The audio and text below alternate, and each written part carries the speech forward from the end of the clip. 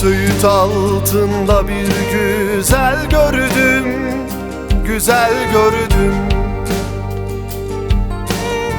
Aşkın ateşiyle yandırdı beni, yandırdı beni. Şu dağlarda yere konmaz kuş idim. Tuttu kanadımdan kondurdu beni, kondurdu beni. Şu dağlarda yere konmaz kuş idim. Tuttu kanadımdan kondurdu beni, kondurdu beni.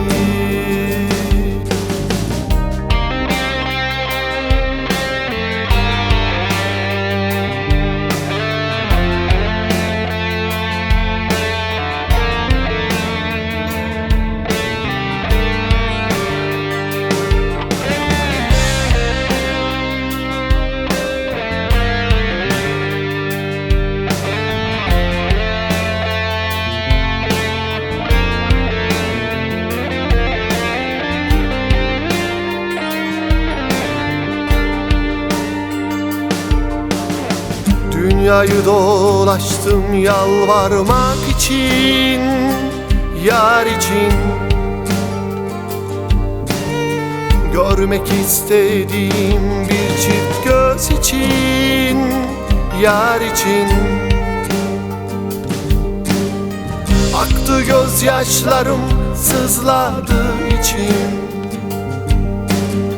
Baktı acı acı, güldürdü beni, güldürdü beni. Vallahi her söze inanmaz idim. Bir çift söz söyledi, kandırdı beni, kandırdı beni.